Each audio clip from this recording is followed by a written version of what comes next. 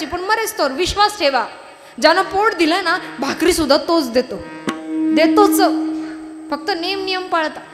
तीर्थक्षेत्री एक जण आल्यानंतर त्यानं बघितलं काय, हिथं येणारा प्रत्येक जण काही ना काहीतरी सोडतो, समर्पित करतो. विचार केला मी काय सोडू, लक्षात आलं तीर्थक्षेत्री गोपीचंदन टिळा लावणारी बरीच आहेत. संकल्प सोडला, टिळा लावणाऱ्याकडनं टिळा लावून घ्यायचा नाही आणि रुपया दान द्यायचं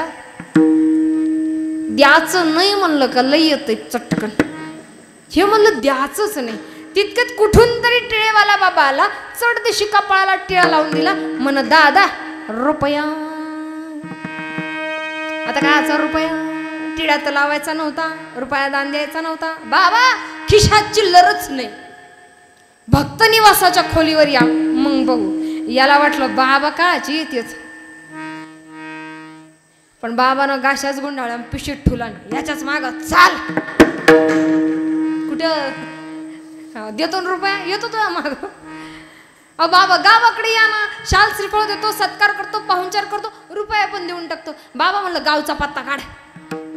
पत्ता लिहून घेतला.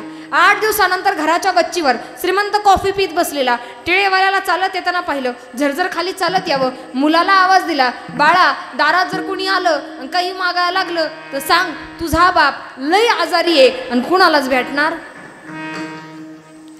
मुलगा बापाच्या कपाळाला हात लावून बघतोय, बाबा ताप वगैरे आलाय का, की छातीत दुखते. बाप म्हणला मला काय धाड भरली नसते, तुला सांगितलं तेवढं कर. टिळेवाला दारात आला, आवाज देऊ लागला, दादा आहात का घरी. मुलगा बाहेर गेला. काम काय, काम तुझ्या वडिलांकडे बोलावतोस, वडील आजारी आहे, भेटणार नाही, मला सांगा मी करतो. काही नाही बाबा, रुपया दान घ्यायचा आहे. मुलगा म्हणाला मी देतो. जमणार नाही तो ह्या बापाकडूनच घ्यायचा आहे. आपण वडील आजारी आहेत ना, ते नाही भेटणार, बरे नाही होणार लवकर, ते नका बरं होऊ देऊ, मी तरी कुठं जातोय. 3-4 दिवस मुक्कामात ठोकला बाबानं. पोरग वैतागलं, बापाला म्हणतोय बाबा अहो 3-4 दिवस झाले, रुपया दान द्यायचा, देऊन टाका. 1 रुपया करता कशाला कुणाचं ऐकून घ्यायचं नाही का. पण बाप ऐकायला तयार नाही. सांगितलं तू माझ्या व्यवहारात पडू नको. टिळेवाल्यानं विचारलं तर त्याला सांग तुझा बाप गेला, रुपया करता राहतेत काही. टिळेवाल्यानं आवाज दिला, दादा वडील बरे झालेत. मुलानं तोंड पाडलं, जरा सुतकी चेहरा केला आणि सांगितलं माझे वडील गेले. खरं गेले? नक्की गेले. लई वाईट झालं रे बाबा. पण कसं आहे, आम्ही खेड्यावरली माणसं, आमच्या खेड्याक पद्धत आहे, कधी कुणाच्या सुखात सहभागी होता आलं नाही तर व्हायचं, पण कोणाच्या दुःखात सहभागी झाल्याशिवाय राहायचं.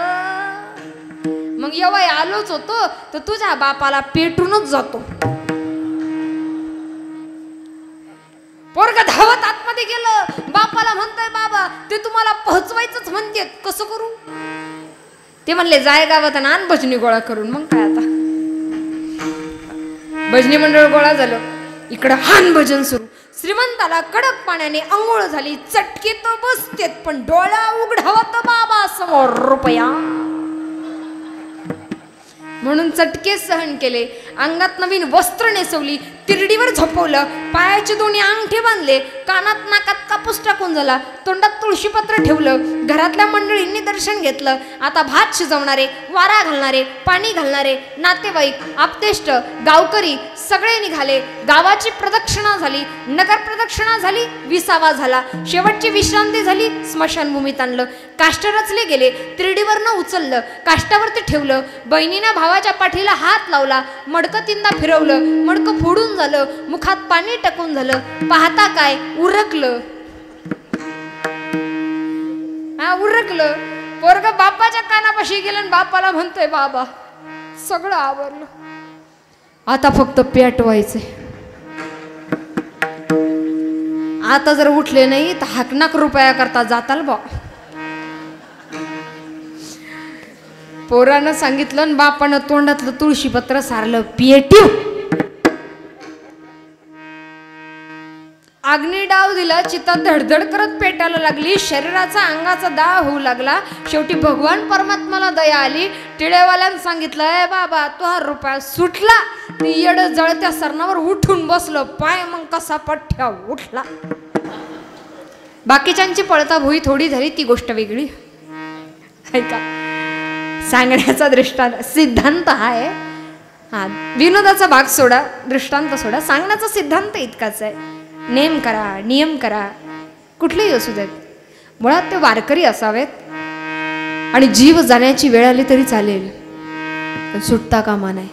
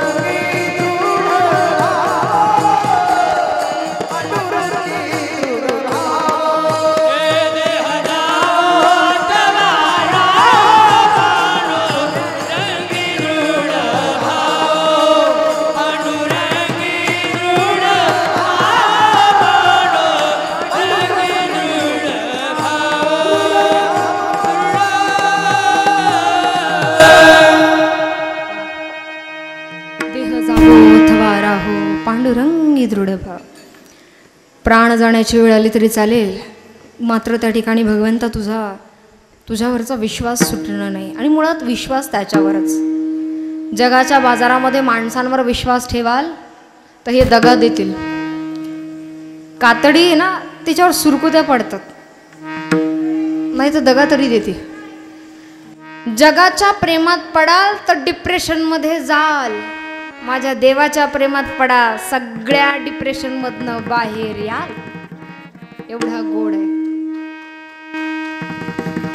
पंढरपूरला यावं, पंढरपुराला यावं. कौंडिन्यपुरावर्ण रुक्मिणी आई साहेब आहे, मुक्ताई नगरावर्ण मुक्ताई आई साहेबांची पालखी. त्र्यंबकेश्वरावर्ण निवृत्ती दादा सासवडावर्ण सोपान काका. नाथांची दिंडी पैठणावर्ण तर नवे नवे देहूवर्ण जगद्गुरु तुकोबाराया. माझ्या माऊली ज्ञानोबारायांची दिंडी आळंदी क्षेत्रावर्ण प्रस्थान करते. अवघ्या महाराष्ट्र तथा महाराष्ट्राच्या बाहेरनं आलेला हा वारकरी ऊन वारं पाऊस तहान चिखल तुडवत त्यापर्यंत यावा. आणि आता मात्र वाखरीच्या रिंगणाला यावं. काय आस्वाद आहे. गोल रिंगण केलं जात आहे, मनोऱ्यावर मनोरे रचले जात आहेत, वरती मृदंग वादन केलं जात आहे. टाळ चिपळ्यांचा निनाद ब्रह्मनाद निर्माण करतोय.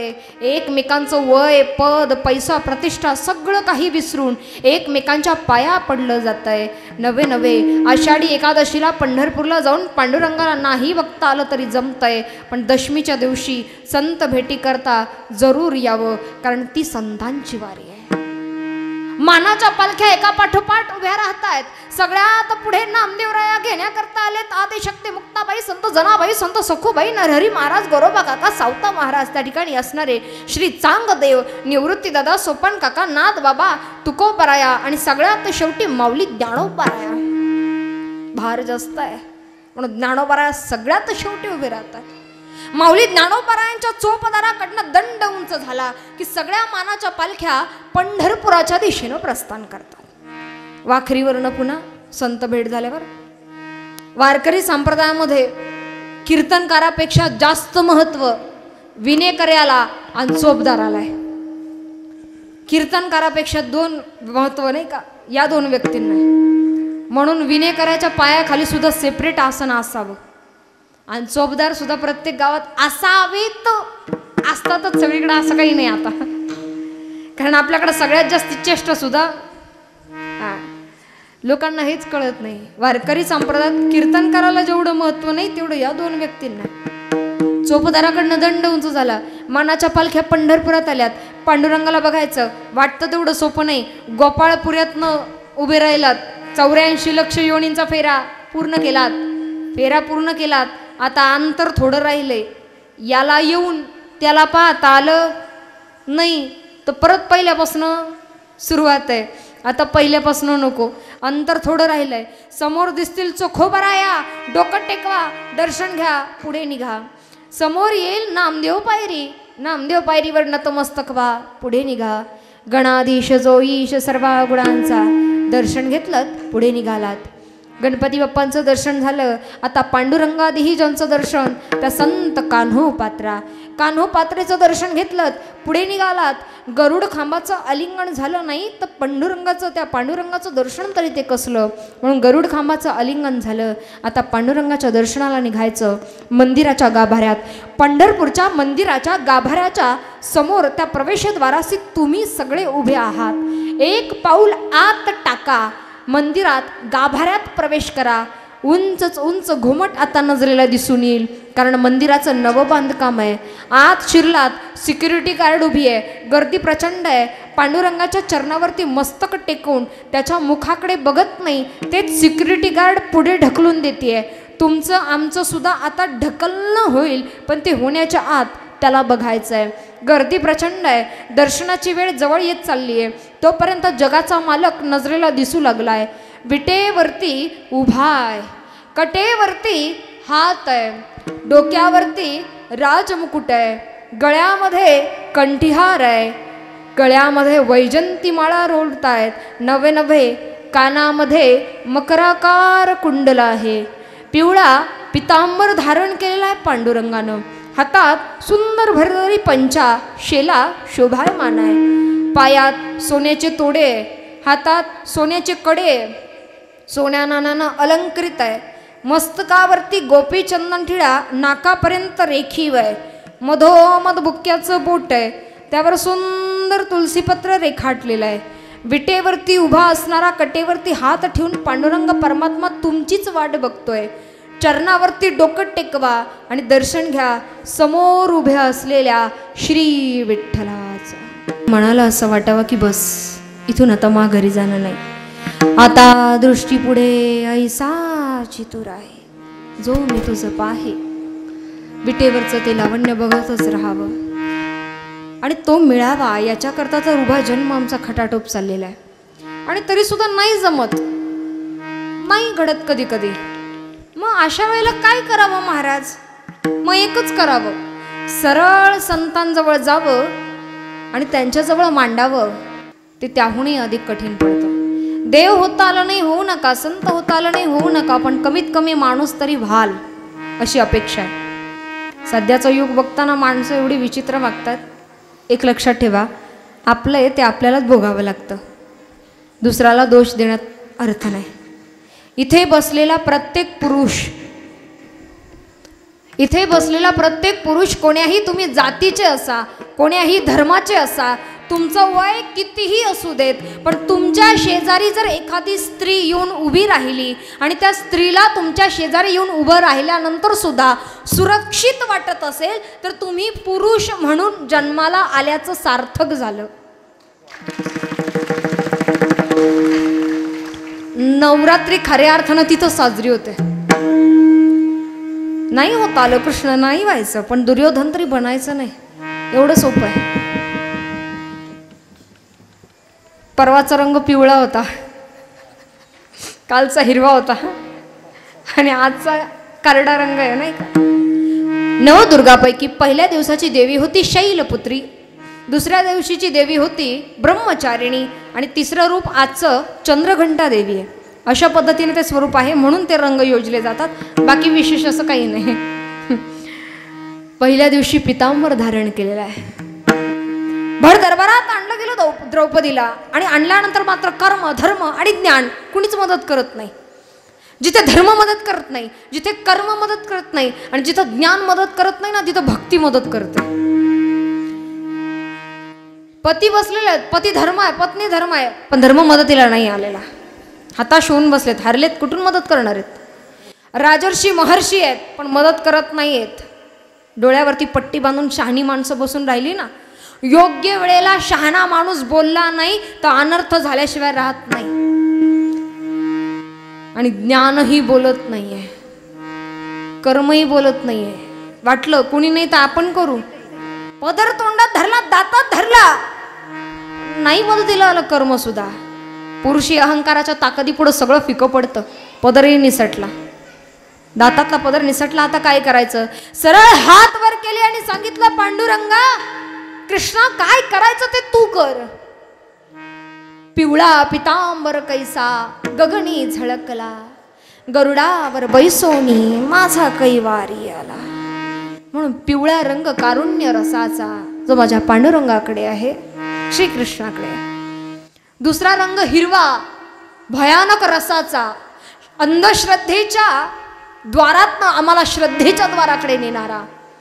आणि आजचा रंग तिसरा करडा, रंग बदलणाऱ्या दुनियेमध्ये मला बेरंग होणं जरा जास्त पसंत पडेल अशा पद्धतीचा.